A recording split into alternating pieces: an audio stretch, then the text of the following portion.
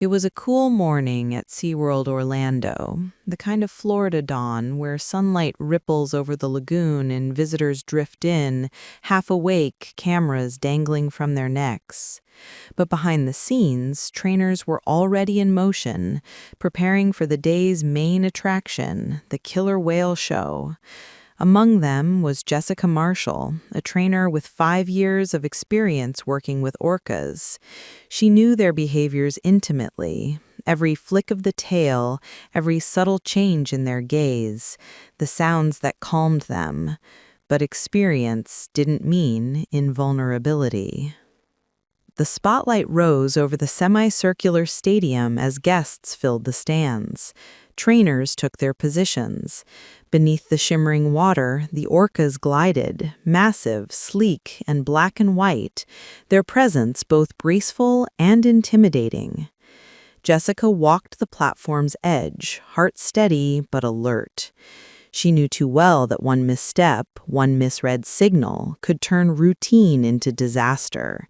She'd heard the stories, fellow trainers who'd been hurt, even killed, but always told herself, that won't happen to me. The show began. The crowd roared as the whales breached, tail slapped, and responded to cues with synchronized precision.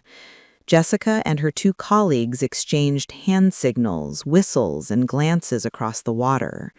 The energy was electric, adrenaline pulsed. Everything felt seamless, rehearsed, controlled, safe. Then came the final act, the salute. Jessica would step onto a small platform just above the water, wave to the audience, make eye contact with the whale, and allow it to gently lift her by her gloved hand before releasing her back onto the stage. The move had been performed flawlessly dozens of times before, but today, something was off. As Jessica stepped forward, she noticed Orca, a 13-foot-long killer whale with years of training, but a reputation for unpredictable moods, swimming toward her faster than usual. Maybe a heartbeat misaligned. Maybe a cue was misunderstood. The water surged as Orca exploded upward. Jessica braced herself, arm extended, believing she had the rhythm, but her boot slipped on the slick platform. For a critical fraction of a second, her balance was gone. Then the whale struck. Orca's powerful snout slammed upward, throwing Jessica off balance completely. She tumbled into the pool, the crash audible even to the crowd, before anyone could comprehend what had happened. A collective gasp echoed through the stands. Underwater, Jessica struggled, disoriented, gasping. She saw a blur of black and white. Orca, possibly confused or reacting instinctively to the unexpected fall, turned sharply. Her massive pectoral fin brushed against Jessica's ribs, knocking the wind from her. Panic surged. Jessica kicked toward the surface, arms flailing, lungs burning. On the platform, the other trainers sprang into action, whistles, shouts, emergency commands. A safety diver lunged forward, pole extended. Within seconds, he reached Jessica and pulled her away from Orca's path. The entire incident lasted mere moments, but underwater, it felt like minutes. Finally, Jessica broke the surface, coughing, gasping for air. She was dragged onto the rescue boat, trembling. Paramedics rushed to her side. Her ribs were bruised, maybe broken. Her chest throbbed. She was conscious, terrified, but alive. The medical team stabilized her, fearing internal bleeding and spinal injury. Over the following week, SeaWorld closed several shows. Trainers spoke in hushed tones, replaying every detail. The safety team reviewed footage again and again. The slip of her shoe, the millisecond delay in Orca's response.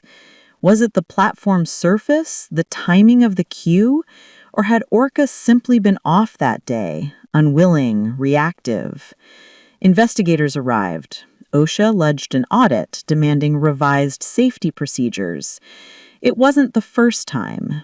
A decade earlier, a similar tragedy in San Antonio, a trainer pulled underwater by a killer whale, had made national headlines.